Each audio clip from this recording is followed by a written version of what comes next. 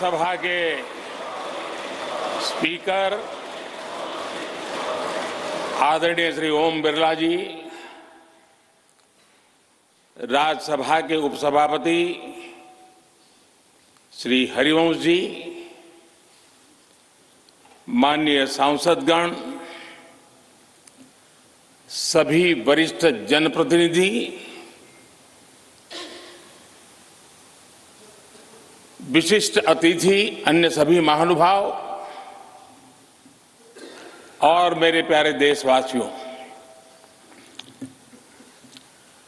हर देश की विकास यात्रा में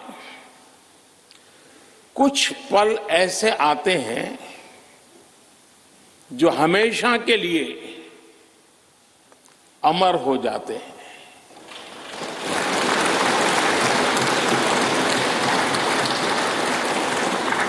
कुछ तारीखें समय के ललाट पर इतिहास का अमिट हस्ताक्षर बन जाती है। आज 28 मई 2023 का ये दिन ऐसा ही शुभ अवसर है।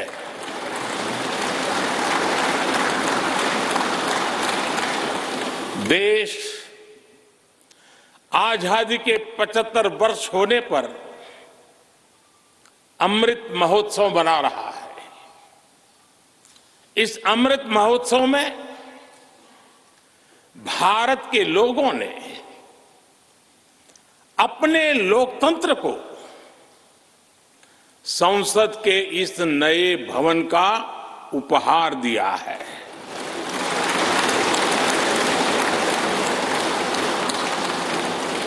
आज सुबह ही संसद भवन परिसर में सर्वपंथ प्रार्थना हुई है।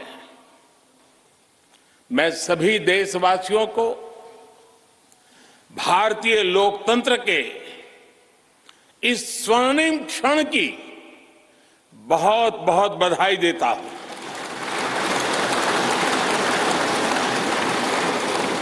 साथियों, ये सिर्फ एक भवन नहीं है, ये 140 करोड़ भारतवासियों की आकांक्षाओं और सपनों का प्रतिबिंब है।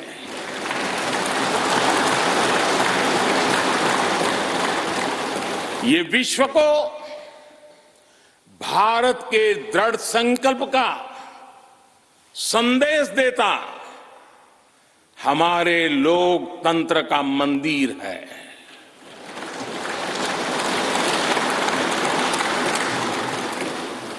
ये नया संसद भवन योजना को यथार्थ से, नीति को निर्माण से, इच्छा शक्ति को क्रिया शक्ति से, संकल्प को सिद्धि से जोड़ने वाली अहम कड़ी साबित होगा।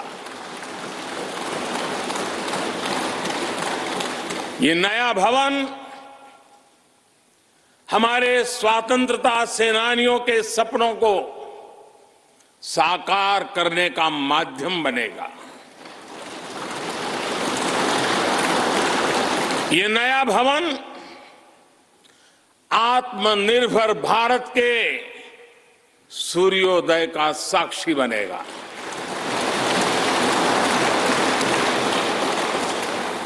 ये नया भवन विकसित भारत के संकल्पों की सिद्धि होते हुए देखेगा।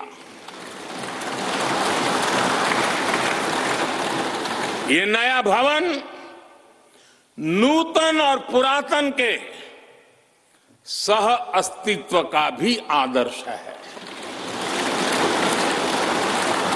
साथियों, नए रास्तों पर चलकर ही नए प्रतिमान गढ़े जाते हैं।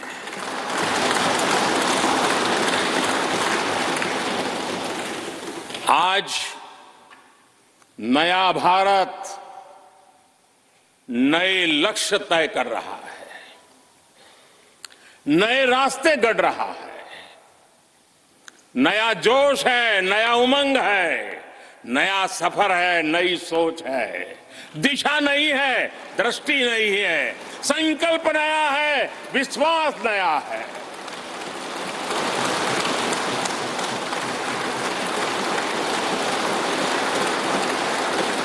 और आज फिर एक बार पूरा विश्व भारत को, भारत के संकल्प की दृढ़ता को,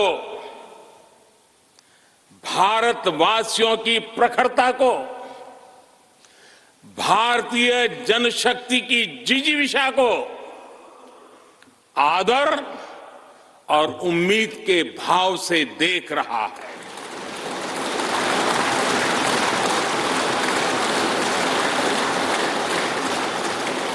जब भारत आगे बढ़ता है तो विश्व आगे बढ़ता है।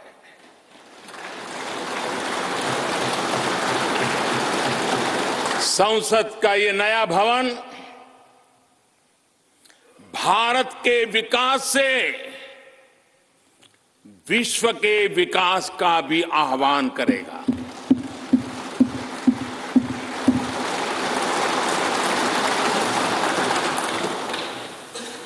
साथियों,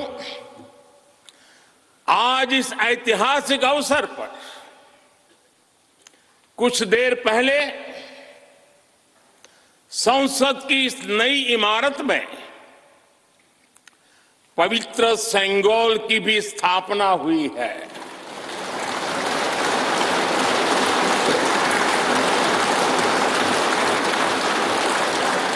महान चोल साम्राज्य में सेंगोल को कर्तव्य पथ का, सेवा पथ का,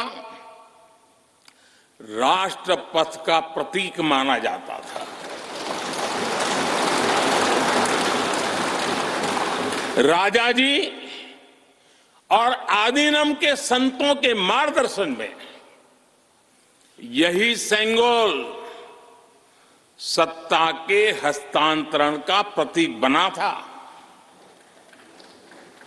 तमिलनाडु से विशेष तौर पर आए हुए आदीनम के संत आज सुबह संसद भवन में हमें आशीर्वाद देने उपस्थित हुए थे। मैं उन्हें पुनः श्रद्धापूर्वक नमन करता हूं। उनके ही मार्गदर्शन में लोकसभा में ये पवित्र सेंगोल स्थापित हुआ है। पिछले दिनों मीडिया में इसके इतिहास से जुड़ी बहुत सारी जानकारी उजागर हुई है। मैं उसके विस्तार में नहीं जाना चाहता हूं, लेकिन मैं मानता हूं ये हमारा सौभाग्य है कि इस पवित्र सेंगोल को हम उसकी गरिमा लौटा सके हैं, उसकी मान मर्यादा लौटा सके हैं। जब भी इस संसद भवन में कार्यवाही शुरू होगी, ये सेंगोल हम सभी को प्रेरणा देता रहेगा। साथियों, भारत एक लोकतांत्रिक राष्ट्र ही नहीं बल्कि लोकतंत्र की जननी भी है, मदर ऑफ डेमोक्रेसी भी है। भारत आज वैश्विक लोकतंत्र का भी बहुत बड़ा आधार है। लोकतंत्र हमारे लिए सिर्फ एक व्यवस्था नहीं, एक संस्कार है, एक विचार है, एक परंपरा है। हमारे वेद हमें सभाओं और समितियों के लोकतांत्रिक आदर्श सिखाते हैं। महाभारत जैसे ग्रंथों में गणों और गणतंत्रों की व्यवस्था का उल्लेख मिलता है। हमने वैशाली जैसे गणतंत्रों को जीकर दिखाया है। हमने भगवान बसवेश्वर के अनुभव मंटपा को अपना गौरव माना है। तमिलनाडु में मिला 900 ईस्वी का शिलालेख आज भी हर किसी को हैरान कर देता है। हमारा लोकतंत्र ही हमारी प्रेरणा है। हमारा संविधान ही हमारा संकल्प है। इस प्रेरणा, इस संकल्प की सबसे श्रेष्ठ प्रतिनिधि अगर कोई है तो ये हमारी संसद है। और ये संसद देश की जिस समृद्ध संस्कृति का प्रतिनिधित्व करती है, उसका उद्घोष करती है। शेते निपद्यमानस्य, शेते निपस्य मानस्य चराति चर्त भगः चरैवेति चरैवेति चरैवेति। कहने का तात्पर्य, जो रुक जाता है उसका भाग्य भी रुक जाता है, लेकिन जो चलता रहता है उसी का भाग्य आगे बढ़ता है, बुलंदियों को छूता है। और इसलिए चलते रहो, चलते रहो। गुलामी के बाद हमारे भारत ने बहुत कुछ खोकर अपनी नई यात्रा शुरू की थी। वो यात्रा कितने ही उतार चढ़ावों से होते हुए, कितनी ही चुनौतियों को पार करते हुए आजादी के अमृत काल में प्रवेश कर चुकी है। आजादी का ये अमृत काल विरासत को सहेजते हुए विकास के नए आयाम गढ़ने का अमृत काल है। आजादी का ये अमृत काल देश को नई दिशा देने का अमृत काल है। आजादी का ये अमृत काल अनंत सपनों को, असंख्य आकांक्षाओं को पूरा करने का अमृत काल है। इस अमृत काल का आह्वान है, इस अमृत काल का आह्वान है मुक्त मातृभूमि को, मुक्त मातृभूमि को नवीन प्राण चाहिए। नवीन पर्व के लिए नवीन प्राण चाहिए। मुक्त गीत हो रहा, मुक्त गीत हो रहा नवीन राग चाहिए। नवीन पर्व के लिए नवीन प्राण चाहिए।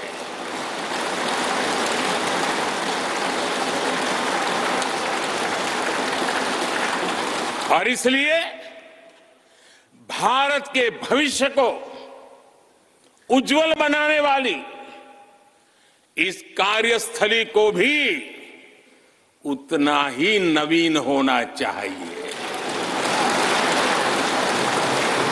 आधुनिक होना चाहिए।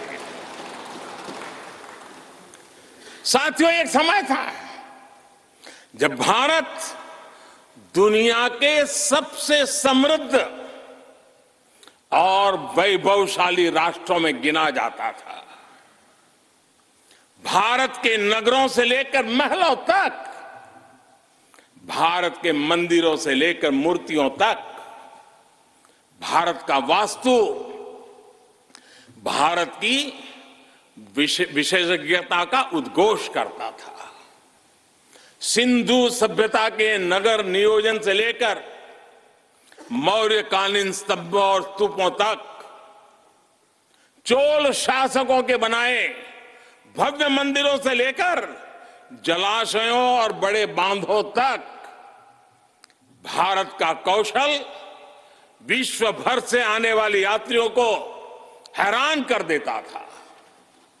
लेकिन सैकड़ों साल की गुलामी ने हमसे हमारा ये गौरव छीन लिया। एक ऐसा भी समय आ गया जब हम दूसरे देशों में हुए निर्माण को देखकर मुग्ध होने लग गए। 21वीं सदी का नया भारत बुलंद हौसले से भरा हुआ भारत अब गुलामी की उस सोच को पीछे छोड़ रहा है। आज भारत प्राचीन कला की उस गौरवशाली धारा को एक बार फिर अपनी तरफ मोड़ रहा है और संसद की ये नई इमारत इस प्रयास का जीवंत प्रतीक बनी है। आज नए संसद भवन को देखकर हर भारतीय गौरव से भरा हुआ है। इस भवन में विरासत भी है, वास्तु भी है, इसमें कला भी है, कौशल भी है, इसमें संस्कृति भी है और संविधान के स्वर भी है। आप देख रहे हैं कि लोकसभा का आंतरिक हिस्सा, यहां भी देखिए, यहां भी देखिए, राष्ट्रीय पक्षी मोर पर आधारित है। राज्यसभा का आंतरिक हिस्सा राष्ट्रीय फूल कमल पर आधारित है और संसद के प्रांगण में हमारा राष्ट्रीय वृक्ष बरगद भी है। हमारे देश के अलग अलग हिस्सों की जो विविधता है, इस नए भवन ने उन सबको समाहित किया है। इसमें राजस्थान से लाए गए ग्रेनाइट और बलुआ पत्थर लगाए गए हैं। ये जो लकड़ी का काम आप देख रहे हैं ना, वो महाराष्ट्र से आई है। यूपी में भदोही के कारीगरों ने इसके लिए अपने हाथ से कालीनों को बुना है। एक तरह से इस भवन के कण कण में हमें एक भारत श्रेष्ठ भारत की भावना के दर्शन हो। साथियों, संसद के पुराने भवन में सभी के लिए अपने कार्यों को पूरा करना कितना मुश्किल हो रहा था, ये हम सभी जानते हैं। टेक्नोलॉजी से जुड़ी समस्याएं थी, बैठने की जगह से जुड़ी चुनौती थी। इसलिए ही बीते 1.5-2 दशकों से ये चर्चा लगातार हो रही थी कि देश को एक नए संसद भवन की आवश्यकता है। और हमें ये भी देखना होगा कि आने वाले समय में सीटों की संख्या बढ़ेगी, सांसदों की संख्या बढ़ेगी, वो लोग कहां बैठते हैं। और इसलिए ये समय की मांग थी कि संसद की नई इमारत का निर्माण किया जाए। और मुझे खुशी है कि भव्य इमारत आधुनिक सुविधाओं से पूरी तरह लैस है। आप देख रहे हैं कि इस समय भी इस हॉल में सूरज का प्रकाश सीधे आ रहा है, बिजली कम से कम खर्च हो, हर तरफ लेटेस्ट टेक्नोलॉजी वाले गैजेट्स हों, इन सभी का इसमें पूरा ध्यान रखा गया है। साथियों, आज सुबह ही मैं इस संसद भवन को बनाने वाले श्रमिकों के एक समूह से मिला हूं। इस संसद भवन ने करीब 60,000 श्रमिकों को रोजगार देने का भी काम किया है। उन्होंने इस नई इमारत के लिए अपना पसीना बहाया है। मुझे खुशी है कि इनके श्रम को समर्पित एक डिजिटल गैलरी भी संसद में बनाई गई है और विश्व में शायद ये पहली बार हुआ होगा। संसद के निर्माण में अब उनका योगदान भी अमर हो गया है। साथियों, कोई भी एक्सपर्ट अगर पिछले 9 वर्षों का आकलन करे तो पाएगा कि ये 9 साल भारत में नव निर्माण के रहे हैं, गरीब कल्याण के रहे हैं। आज हमें संसद की नई इमारत के निर्माण का गर्व है, तो मुझे पिछले 9 साल में गरीबों के 4 करोड़ घर बनने का भी संतोष है।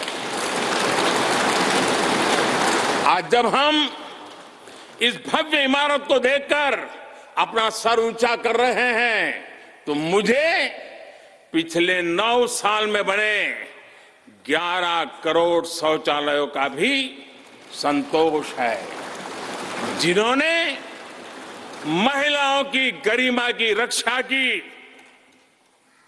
उनका सर ऊंचा कर दिया। आज जब हम इस संसद भवन में सुविधाओं की बात कर रहे हैं, तो मुझे संतोष है कि पिछले 9 साल में हमने गांवों को जोड़ने के लिए 4 लाख किलोमीटर से भी ज्यादा सड़कों का निर्माण किया। आज जब हम इस इको फ्रेंडली इमारत को देखकर खुश है, तो मुझे संतोष है कि हमने पानी की एक एक बूंद बचाने के लिए 50,000 से ज्यादा अमृत सरोवरों का निर्माण किया है। आज जब हम इस नए संसद भवन की लोकसभा और राज्यसभा को देखकर उत्सव मना रहे हैं, तो मुझे संतोष है कि हमने देश में 30,000 से ज्यादा नए पंचायत भवन भी बनाए हैं।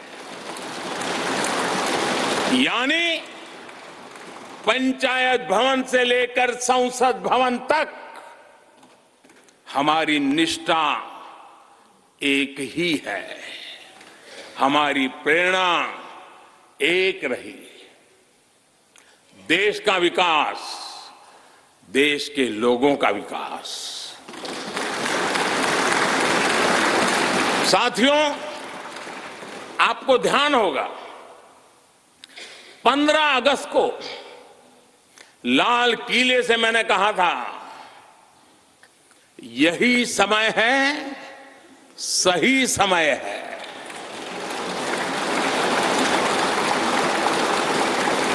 हर देश के इतिहास में ऐसा समय आता है जब देश की चेतना नए सिरे से जागृत होती है। भारत में आजादी के 25 साल पहले, 47 के पहले 25 साल याद कीजिए, आजादी के 25 साल पहले ऐसा ही समय आया था। गांधी जी के असहयोग आंदोलन ने पूरे देश को एक विश्वास से भर दिया था। गांधी जी ने स्वराज के संकल्प से हर भारतवासी को जोड़ दिया था। ये वो दौर था जब हर भारतीय आजादी के लिए जी जान से जुट गया था। इसका नतीजा हमने 1947 में भारत की आजादी के तौर पर देखा। आजादी का ये अमृतकाल भी भारत के इतिहास का ऐसा ही पड़ाव है। आज से 25 साल बाद भारत अपनी आजादी के 100 वर्ष पूरे करेगा। हमारे पास भी 25 वर्ष का अमृत कालखंड है। इन 25 वर्षों में हमें मिलकर भारत को विकसित राष्ट्र बनाना है।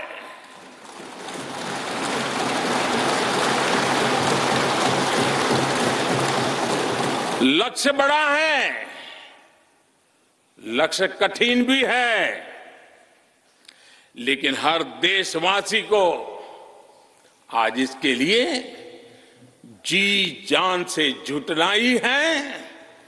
नए प्रण लेने हैं, नए संकल्प लेने हैं, नई गति पकड़नी है। और इतिहास गवाह है कि हम भारतीयों का विश्वास सिर्फ भारत तक ही सीमित नहीं रहता।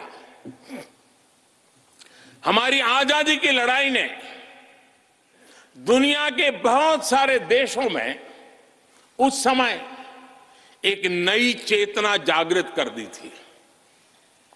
हमारी आजादी की लड़ाई से भारत तो आजाद हुआ ही, साथ ही कई देश आजादी की राह पर चल पड़े। भारत के विश्वास ने दूसरे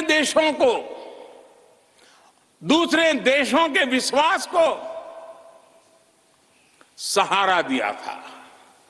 और इसलिए भारत जैसा विविधता से भरा देश, इतनी बड़ी आबादी वाला देश, इतनी सारी चुनौतियों से लड़ने वाला देश जब एक विश्वास के साथ आगे बढ़ता है तो इससे दुनिया के अनेक देशों को प्रेरणा भी मिलती है।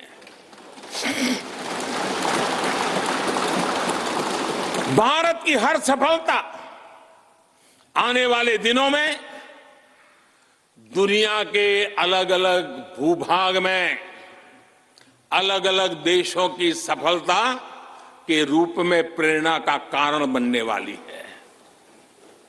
आज यदि भारत तेजी से गरीबी दूर करता है तो ये कई देशों को गरीबी से बाहर आने की प्रेरणा भी देता है। भारत का विकसित होने का संकल्प कई और देशों का संबल बनेगा। इसलिए भारत की जिम्मेदारी और बड़ी हो जाती है। और साथियों, सफलता की पहली शर्त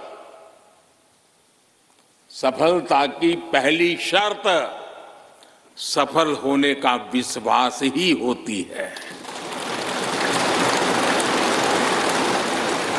ये नया संसद भवन इस विश्वास को नई बुलंदी देने वाला है।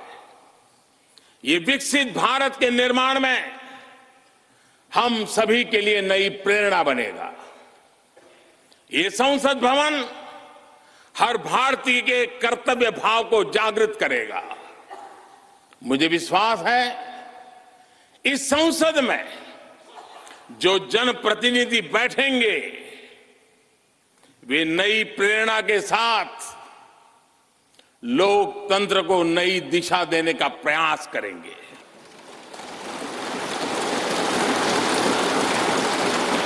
हमें नेशन फर्स्ट की भावना से आगे बढ़ना होगा। इदम राष्ट्राय इदम न मम। हमें कर्तव्य पथ को सर्वोपरि रखना होगा। कर्तव्यमेव कर्तव्यम, अकर्तव्यम न कर्तव्यम। हमें अपने व्यवहार से उदाहरण प्रस्तुत करना होगा। यद यदाचरति श्रेष्ठः तद्देव इतरो जनः। हमें निरंतर खुद में सुधार करते रहना होगा। उद्धरेत आत्मना आत्मानानम। हमें अपने नए रास्ते खुद बनाने होंगे। अपदीवो भवः। हमें खुद को खपाना होगा, तपाना होगा। तपसो ही परम नास्ति तपसा बिंदते महत। हमें लोक कल्याण को ही अपना जीवन मंत्र बनाना होगा। लोकहितम मम करणीयम। जब संसद के इस नए भवन में हम अपने दायित्वों का ईमानदारी से निर्वहन करेंगे तो देशवासियों को भी नई प्रेरणा मिलेगी। साथियों, दुनिया के सबसे बड़े लोकतंत्र को यह नई संसद एक नई ऊर्जा और नई मजबूती प्रदान करेगी। हमारे श्रमिकों ने अपने पसीने से इस संसद भवन को इतना भव्य बना दिया है। अब हम सभी सांसदों का दायित्व है कि इसे अपने समर्पण से और ज्यादा दिव्य बनाएंगे।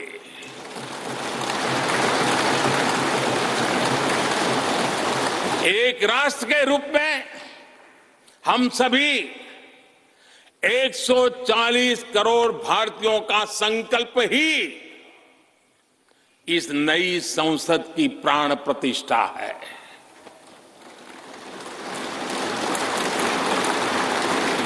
यहां होने वाला हर निर्णय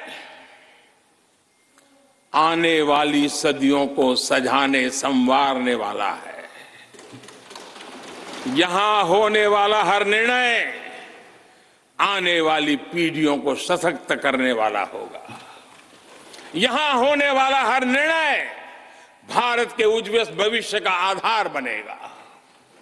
गरीब, दलित, पिछड़ा, आदिवासी, दिव्यांग समाज के हर वंचित परिवार के सशक्तिकरण का, वंचितों को वरीयता का रास्ता यहीं से गुजरता है।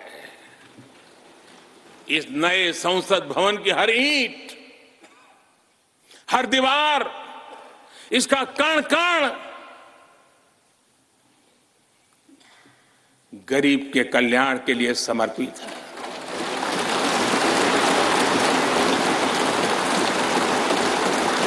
अगले 25 वर्षों में संसद के इस नए भवन में बनने वाले नए कानून भारत को विकसित भारत बनाएंगे। इस संसद में बनने वाले कानून भारत को गरीबी से बाहर निकालने में मदद करेंगे। इस संसद में बनने वाले कानून देश के युवाओं के लिए, महिलाओं के लिए नए अवसरों का निर्माण करेंगे। मुझे विश्वास है संसद का यह नया भवन नए भारत के सृजन का आधार बनेगा। एक समृद्ध, सशक्त और विकसित भारत नीति, न्याय, सत्य, मर्यादा और कर्तव्य पथ पर और सशक्त होकर चलने वाला भारत। मैं समस्त भारतवासियों को नए संसद भवन की फिर से बहुत बहुत बधाई देता हूं। धन्यवाद।